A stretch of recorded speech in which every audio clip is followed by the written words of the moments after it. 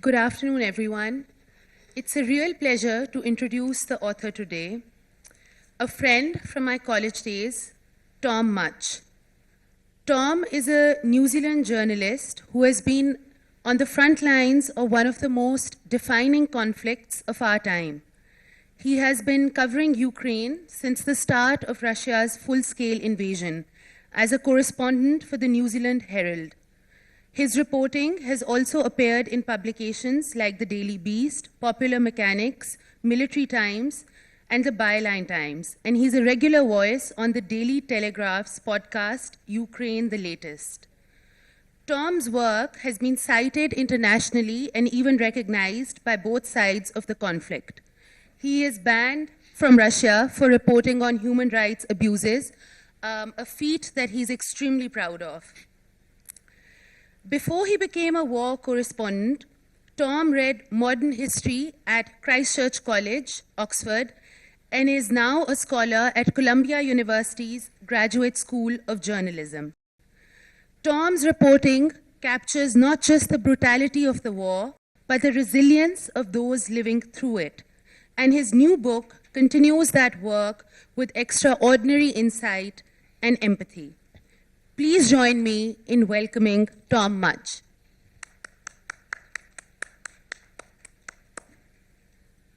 I'm going to start off by asking you what prompted this shift in your career, because I know after graduation you were working at the UK Parliament. You were also working on a book with Lord Ashcroft.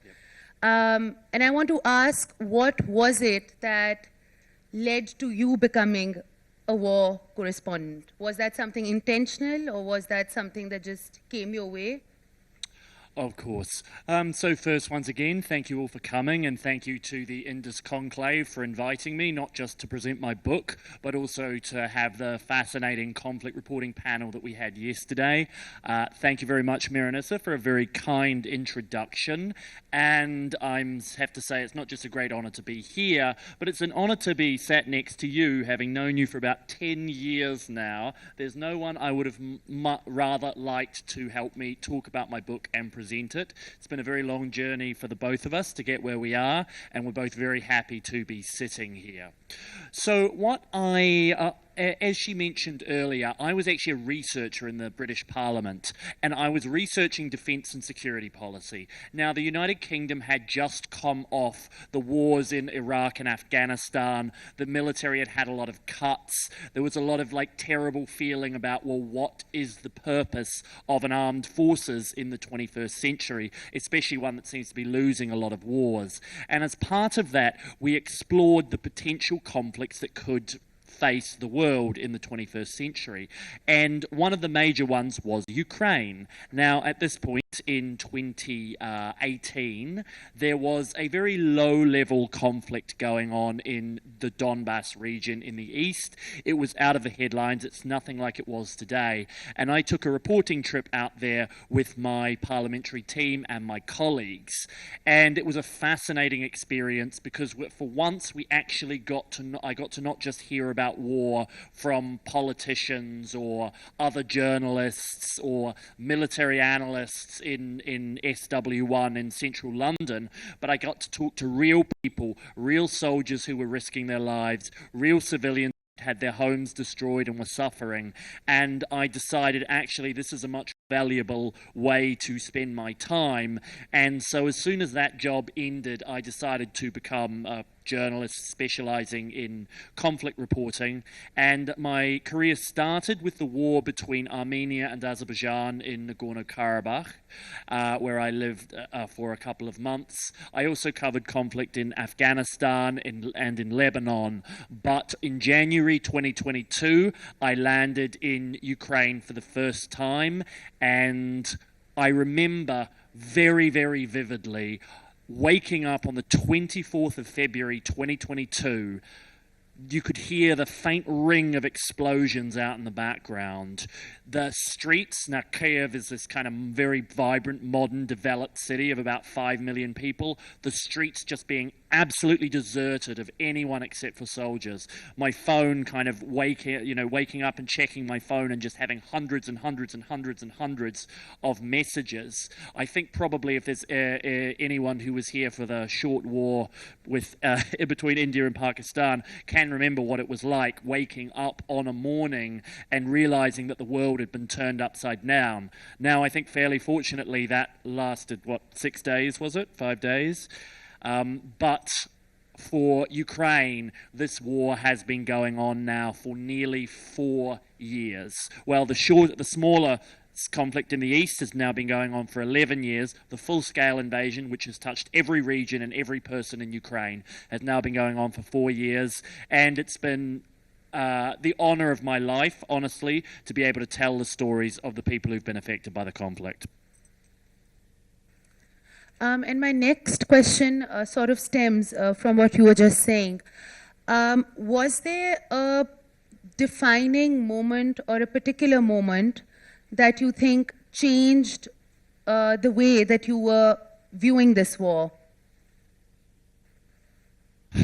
So there are a couple of places that I can sort of pick a moment. I think of the kind of defining moments for me in the war. I'll pick one very, very early on, which is because the scariest moment for everyone, people keep asking, when you're reporting war, well, are you scared? And the answer is sometimes. But that second day in particular, I remember we went down into a bunker, we went down into a basement in a metro station. Now, these metro stations are massive. You go down an escalator for about 70 meters and you're underground. And I remember there were a few scared guards there with assault rifles, and there was this huge big steel door that they sort of slammed shut. This was designed to survive a nuclear explosion, and I just remember us kind of being there and feeling like, oh my God, we could be going up the next day and there's just Russian tanks and Russian troops just in the streets of Kiev, and no one would have any idea what to do. We have no idea whether they would just line us up against a wall and shoot us. But that was also one of the times where I saw everybody in Ukraine start to come together. So many, I said the streets were deserted. One of the places the streets were not deserted were outside the recruiting offices for the Ukrainian army, where lines of young men and women stretched down the street for blocks and blocks to join up. There was also so many people who got involved with sort of humanitarian aid deliveries, so many people who got involved with helping transport people who were fleeing the country out to the west of Ukraine. And also it was the moment that I remember President Zelensky, when he went on his phone to talk to Ukrainians, to live stream the fact that him and his government was staying in the capital and they were determined to defend their sovereignty above all else. And that was a moment when I realized, this is not just going to be the easy 3 days to Kiev walkover that everybody expected. The Ukrainians are going to put up a real fight here. Now I want to take you about a year later, because I want to talk about an experience that I remember that I had during the war that really shaped how I saw the conflict. Actually, no, let's jump about four months later. About 4 months later, I'm in the Donbass region in eastern Ukraine. And I remember I am there and I am introduced to a bunch of soldiers who we are working with. And they start telling me, we're in their trenches, close to the front lines, and they start telling me their life stories.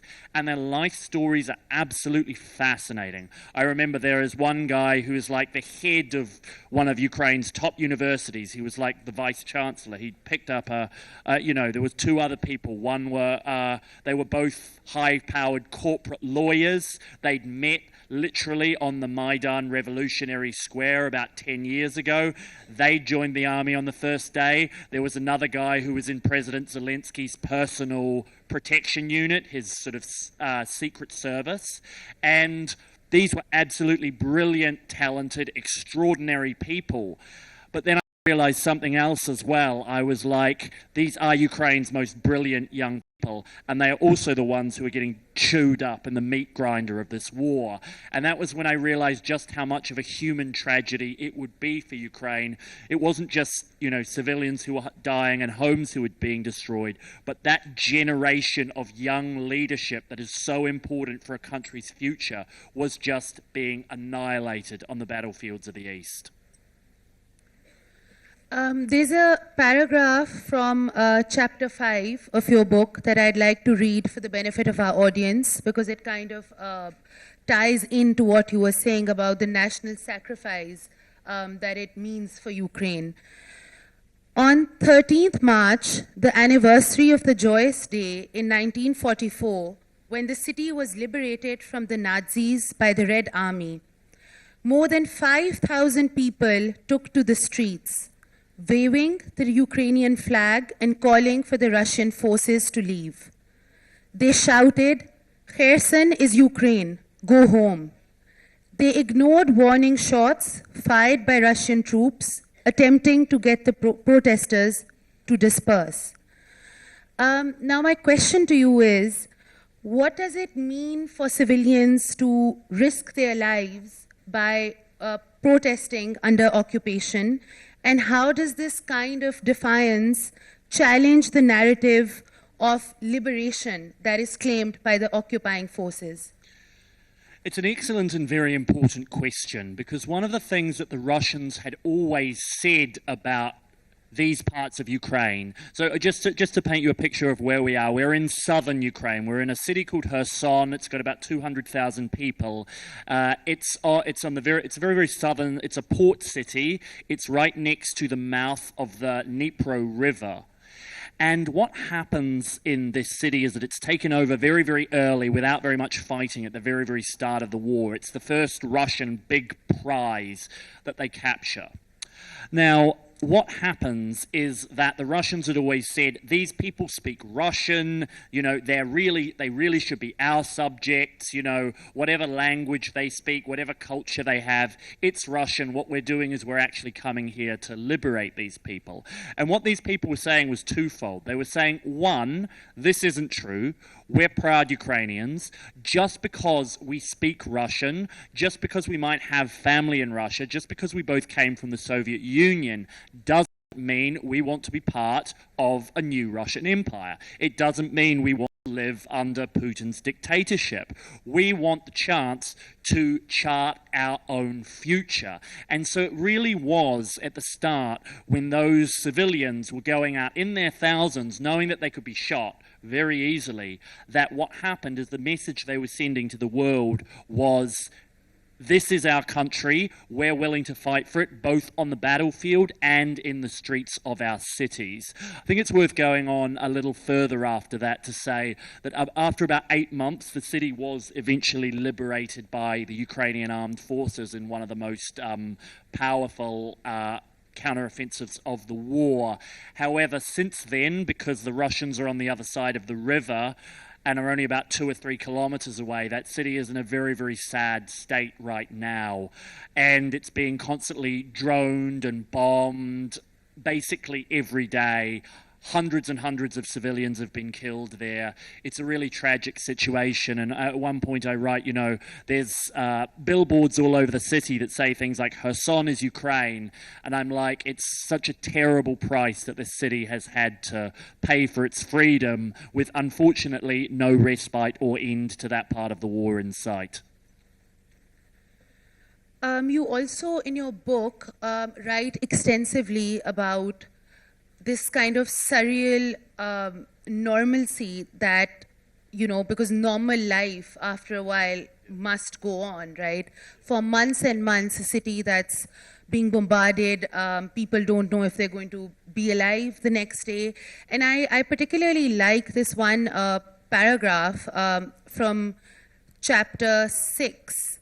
And it says, Kiev has become the place where the bounds between war and peace dissolve, where the sounds of artillery and electric guitars, shell fire and bird song mix together in an orchestra that plays the music of heaven and hell together in one great symphony.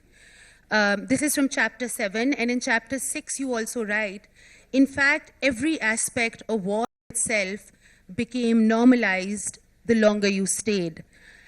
And you also describe this one incident that really stuck with me, where you're showing a soldier a video of rockets flying above, and you're showing that video very excitedly to him, and he says, you know, unimpressed, good stuff, but we see this every single day.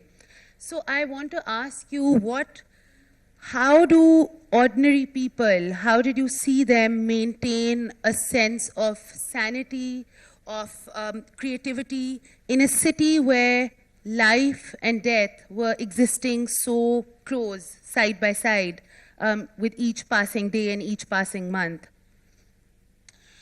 Again, a great question. And I think the thing that you have to realize is one of the things I learned in Ukraine was about how the human spirit and the human constitution can survive a lot more than you think it might be able to. The first time, and again, if you were here for the 5-day war, you probably remember how terrifying it was on the first day. After day 4 or 5, you were probably starting to get used to it. You were probably, just a little bit, starting to go back to a normal routine, figuring out how you would start to live your life if there was going to be a long, full-scale war. And the first time you hear a missile or a drone or an explosion near you, you freak out. The 10th time, it's a bit easier. The 50th, 100th time, it just starts to become background noise, effectively. And one of the things that sort of shocked me, and the passage that you quoted is one of my favourites of my own passage, is from Kharkiv, actually. Kharkiv is Ukraine's second biggest city. It's very close to the border with Russia, and it's been besieged a number of times. And during that siege, it was shelled and bombed very, very badly. But because it's such a big city, it still has hundreds and hundreds of thousands of people living there. So what you'll go through is you'll go through the streets, and the streets will be completely empty on a Friday night, and then you'll turn a corner and there'll be a nightclub there. And that nightclub is absolutely packed with people. And I remember going over to it and being like, hey guys, like, what do you think about the war going on? They're like, we're just so used to it now. Like, maybe if a bomb exploded in the street next to us, we'd like go and take photos for a few minutes, but then we kind of just get back to partying. And that kind of blew me away, because I was like, wow, it's just amazing how quickly the human mind and the human body adapts to these kind of situations. There's also obviously a flip side to it, and one of the things that I noticed also was that I would speak to a lot of soldiers who had left the war. Maybe they'd been injured, maybe they'd gotten a job that took them, you know, to the military high command and were back in the capital, and almost always these soldiers said they wanted to go back to the war. They said they didn't feel comfortable in living in civilian life. They felt survivor's guilt because they felt that they'd abandoned their friends and colleagues on the front line. So it's kind of a tribute to the strength of the human spirit, but there's also a very, very dark side to it, because a lot of these people really find a lot of trouble integrating back into human life. And I even remember when I left Ukraine, I did a stint there for about 5 months between January and June 2022. And I remember when I left, it was utterly bizarre. Like, you know, having been from scenes that were like World War II, going to Romania where, you know, there's kind of nightclubs and partying and, like, you know, good-looking young people out on the streets all hours of the day. It was my mind. It took me a while for me to be able to kind of process that these realities were living so effectively side by side. And it's the thing is, you see this in other conflicts as well. This is not just a Ukraine thing. You know, one of the things that people who work in Lebanon always note is that even when Beirut is being bombed, you'll still have nightclubs going on. Even when, you know, there's a gunfight in one part of the city, people will be going to work and sort of hanging out or having a, you know, coffee or work or business meetings or whatever in another part of the city.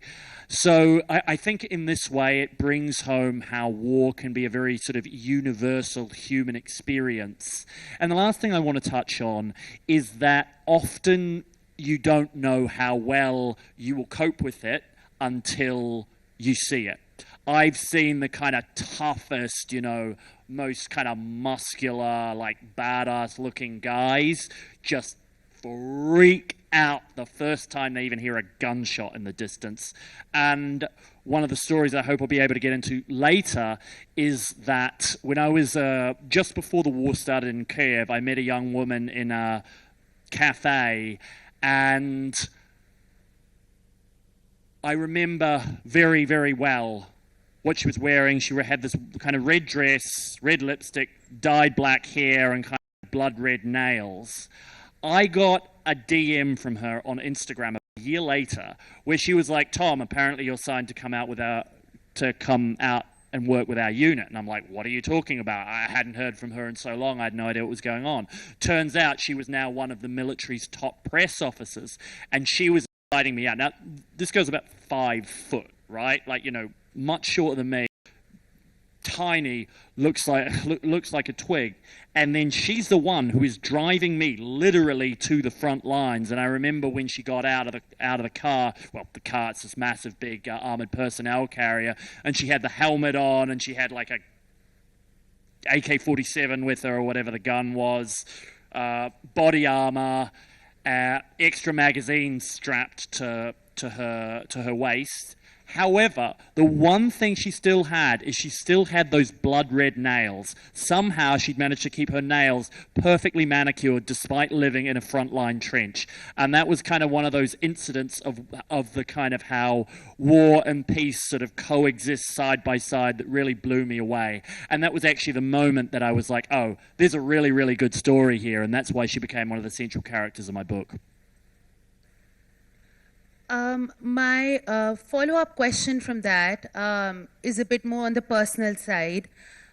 What personal cost of being present for so many months during the war in Ukraine did you have to pay? Were there any moments where you felt seriously in danger? And what did this coexistence between, wartime and normal life look like for you? How are you alternating between these modes? And from that, as well, after the war, because I remember I met you in the UK briefly during this period when you were there. And I know that I could see that it had taken a mental toll on you just being there. So if you could share with our audience a bit more about that, because there's a huge cost, a personal cost. I mean, we take it for granted that we have news coming on our phones, on our Twitter, from all these conflict-ridden regions in the world. But what we don't often realize is the cost that the people who are there to bring this information or news to us have to pay. So thank you for asking. It's an interesting topic. However, there are some ways in which I dislike, not the question, but this focus in general that a lot of, not from you, but it has now become popular for a lot of conflict reporters to kind of make the story all about themselves and their personal trauma and everything they've had to go through to get these stories. I find there's a very, very neat overlap between the journalists who do that and the journalists who don't produce that much good reporting and write a story that's basically, rather than writing a story about like the war in Ukraine, they'd write a story like the adventures of Tom Much in the war in Ukraine. Basically making it all about themselves. So I will say that I want to preface any answer I give by saying journalists, especially foreign correspondents, have a choice to be there or not. I don't want anyone to feel sorry or any major sympathy for me for having seen, dead bodies or explosions or stuff, because that was a choice I made with the informed consent of knowing exactly what I was getting into. And there are so many people in conflicts around the world who do not have that choice. I think of my colleagues that I work with in Ukraine who are still there you know, I'm there on the front line for maybe 2 weeks at a time. And it's not even like the front, it's like in the conflict affected regions. They live there and they're there the whole time. And when I talk about something like that, I always think it's very important to shout out to the journalists in Gaza who tells a story that is of the most kind of vital public interest and public importance. And what, you know, my worst day in 3 years in Ukraine is there every single day for the last 2 years. They've done things that no foreign reporter has come close to under conditions that are unimaginable for us. So I just want to preface all of that. I also have another kind of an odd, slightly controversial take on this, which is that I think the vast majority of people, journalists, aid workers, diplomats, whoever, who wind up in conflict zones, normally they're messed up by their ordinary lives before they came to a conflict zone, and I often find they're kind of trying to run away from... I've known plenty of people who were running away from debt, from addiction. Some cases they're running away from the law, right? You know, there are definitely people who wanted by the law in their home countries, and so a lot of these people, I think, are either trying to get away from something or they're in some way addicted to the kind of trauma. So that's why I'll often see there were people from the war on terror or whatever, that Americans or British soldiers who came to Ukraine because they genuinely missed what they'd experienced. In terms of the personal toll on me, I had it, I think, better than a reasonable number of my colleagues. But one of the things that I personally struggled with kind of reintegration into normal life is that when you're in an extremely stressful situation like that, your baseline for experiences gets much, much, much higher. And so when you go back into civilian life, it's very, very hard to feel the same sort of passion, to feel the same sort of happiness, to feel the same sort of sadness, to feel the same sort of emotional range and register that you feel in somewhere like Ukraine. And so for me also, I think, because reporting on, the conflict in Ukraine or the conflict in the West Bank, which I also covered, these things felt like they had an awful lot of personal meaning, not just personal meaning, but they almost have some kind of spiritual significance to them. It feels like you're making this very genuine sort of contribution to the history of the world or whatever. And then when you go back to an office job, or when you go back to, in my case, I'm currently at university, or when I'm writing up a university assignment, it's just very, very hard to care as much about it. And this is a phenomenon that's very, very common among soldiers and among conflict reporters and among anyone who's come back from war.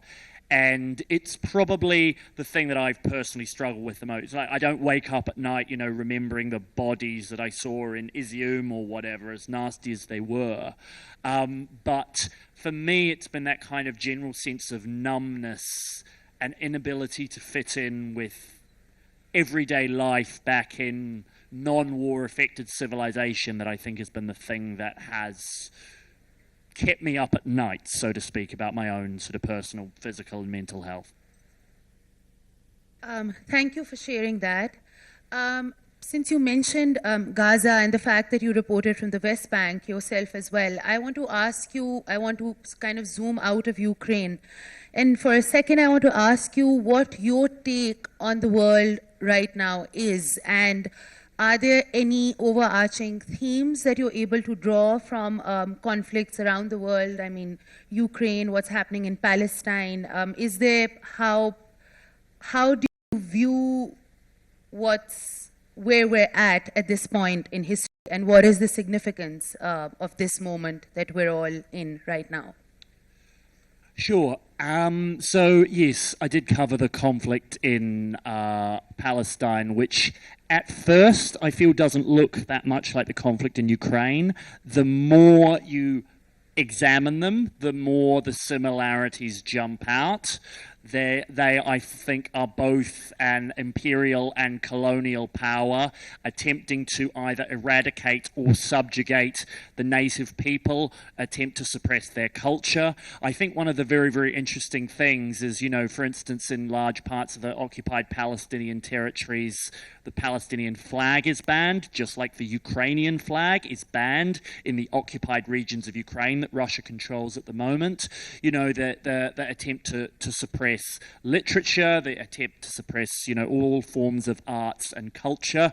I think obviously one of the main differences is that and this is why the conflict in Palestine in some ways was harder to cover, is because that oppression is being largely supported by Western governments. I think in the side of Ukraine is being supported by Western governments, I think is absolutely the right thing.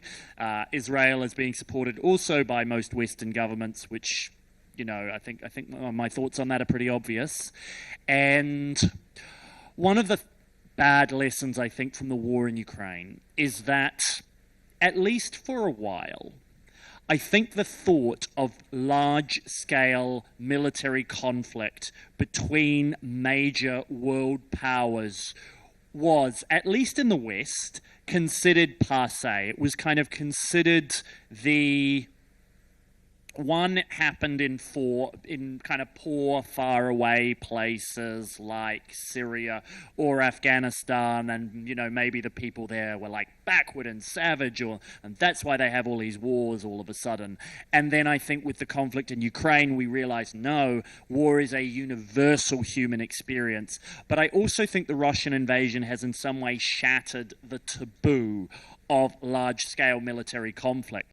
People saw that Russia invaded, took large chunks of territory, and mostly got away with it. They mostly, the sanctions didn't do very much to harm their economy. People in Moscow and St. Petersburg still live very kind of nice middle-class lives. And my worry is that means that people in power in different countries have, and in the same way that Israel has not faced a lot of it hasn't faced real consequences for the atrocities in Gaza. I think people are just realizing that you can use military force and get away with it. And I worry that means we will see in the coming years more large-scale conflicts. It could be India and Pakistan. It could be China and Taiwan. It could be, countries that we never thought would go to war. I don't know, Australia and New Zealand, that sounds like a joke. I'm from New Zealand, but 20, 30 years ago, no one would have really imagined that Russia and Ukraine would have gone to war either. So I worry that we are in a more dangerous, uncertain and difficult era, and the only thing I can kind of say for sure is that these kind of things will likely affect a large number of people, and it won't discriminate by race or religion or geographical region or anything like that. And we're going to have to get used to living in one of those worlds. Thank you for that terrifying thought. I want to ask you, and sort of to firstly share with the audience the exact background between your getting banned from Russia, and B, more generally, what in your experience, I mean, we obviously know that the freedom of the press and of journalists is being stifled. People who want to tell the truth have to face a lot of opposition and have had to struggle a lot in order to bring that truth to the world. So firstly, your own experience in this, and secondly, generally, with other journalists also, how have you seen this attempt to kind of stifle journalism up, close and personal? Okay, so basically for a number of reports that I wrote about human rights abuses in formerly occupied territories in Ukraine, territories that have been liberated by the Ukrainian armed forces, I was put on a banned list from entering the Russian Federation. I'm told, I'm officially sanctioned. If I ever go to Russia or one of its kind of client states, I will be arrested. I did still go to Russia, however. 6 weeks later, I went in to Russia's Kursk region embedded with the Ukrainian armed forces. So it was kind of quite nice to give a middle finger to the Kremlin like that. And I have to say, Ukraine... This is another one of the times that I will draw something of a distinction between foreign correspondents and local reporters. If you are a journalist, Ukraine is pretty good when it comes to these things, I have to say. You know, we as foreigners get basically pretty free rein to report anything, almost anything that we want, really. And the Ukrainians are normally pretty open, pretty honest, pretty upfront about what they're doing and what we can expect and what the rules are and stuff like that. That said, if you're a journalist, say, working in, I don't know, Belarus or Syria under the Assad regime or something like that, and you're a foreign correspondent, normally the worst thing that will happen to you is you'll be kicked out of the country. Maybe they'll, beat you up a little bit. Maybe they'll throw you in jail. It normally doesn't last more than a month or two. There are some horrible exceptions to that, of course. And so I don't...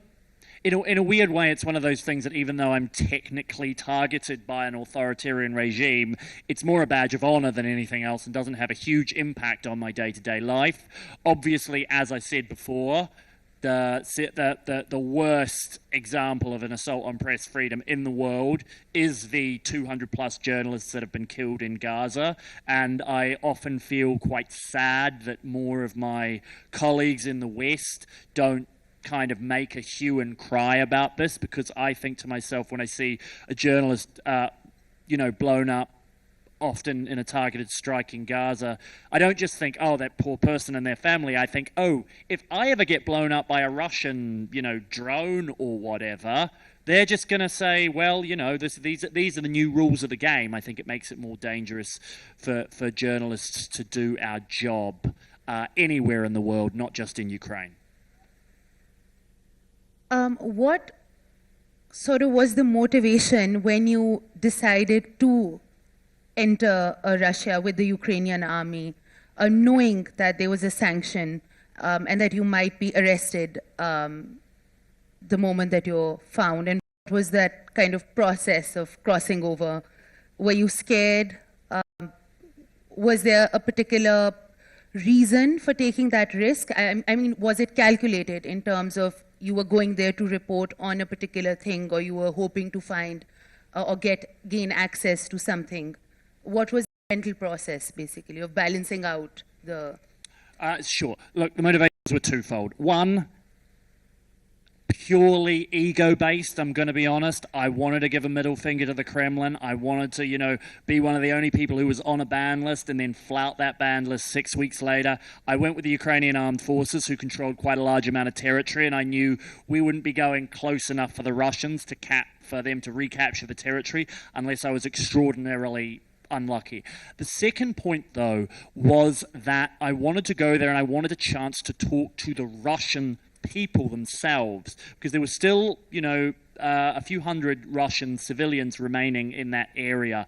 And I wanted to get a chance to talk to them and be like, what do you think about what's going on? You've seen your neighbors be bombed. Not just your neighbors, but often your friends and family be bombed for 3 years straight. How does this make you feel? What do you think should have been done in Russia to stop this? Do you really believe all of the things you're being told about Nazism or whatever? And what ended up happening was that they basically, and I think this is a lesson we can all take when we think about conflicts closer to home, is they basically denied any complicity. They were like, oh no, it's nothing to do with us. We have no power. The people have no power. The government has all the power. The media has all the power.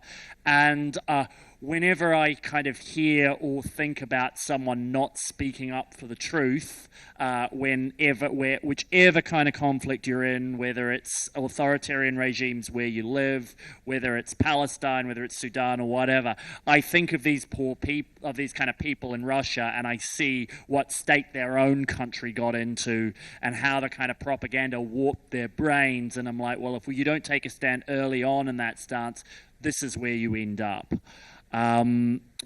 I notice we don't have a huge amount of time left. I would quite like to take some questions if you want. Should we open up for Yeah. questions?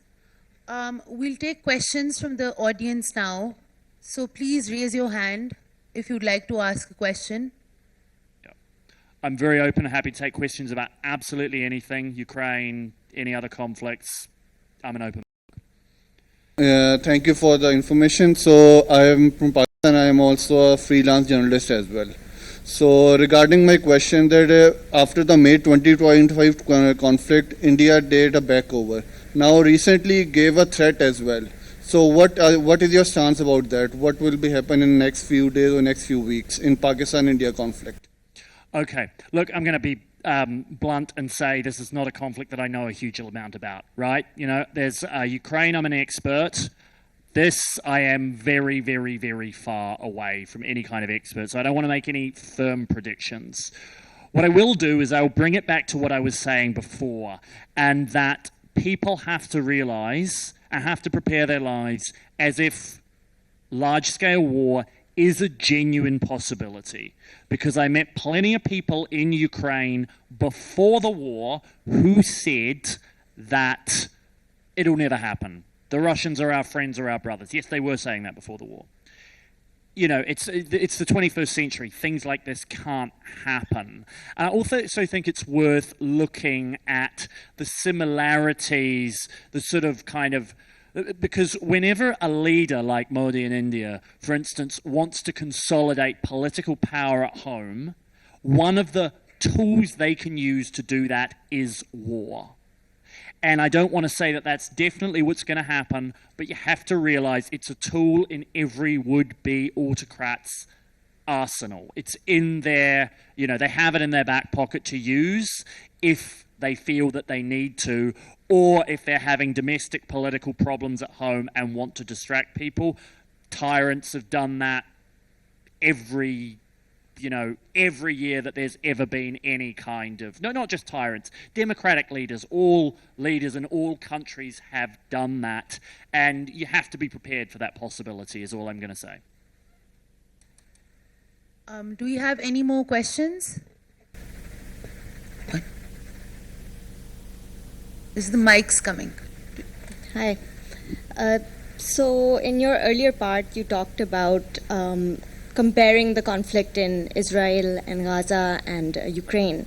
And one of the main differences that you mentioned was that Western powers are supporting Ukraine and Western powers are supporting Israel, who's the aggressor. So why do you feel like that difference and that impunity that Israel has, why does that exist? Like, why has it been 2 years without, anyone really making any serious effort to stop the conflict?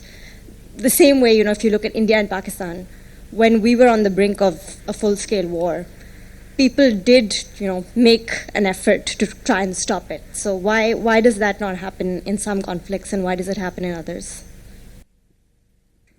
It's a tough question. It's a valuable question. It's a tough one, because the only thing I can genuinely say is that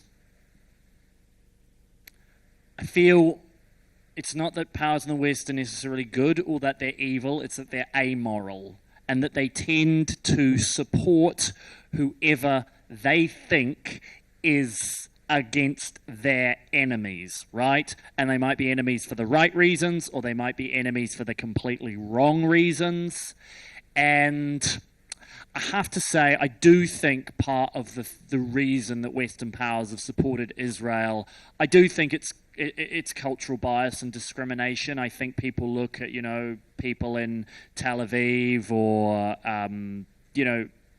Jewish Israelis and think, oh, they're the same civilization, Judeo-Christian civilization. We have the religion in common. They speak our language. They're all... Israel has a lot of very kind of talented, eloquent speakers who defend their position well, and then they look at sort of, people in Palestine and be like, oh, these are just kind of backwards savages. Why can't they just accept the cards they're dealt in life? And it's one of those things that it's only really when you start going to the Palestinian territories and talking to the people there, which, to be frank, most people in the West don't have the time or the money or the inclination to ever do. It's only when you do that kind of for yourself that you really realize that I think the true origins of what was happening here and the kind of the truth that this is an oppressive colonial regime, you know, subjugating and exploiting these people. Yes. Thank you very much.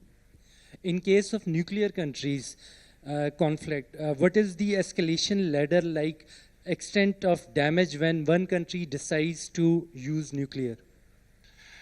It's a good question, because the nuclear escalation ladder has been something that has been very, very well discussed in relation to Russia and Ukraine.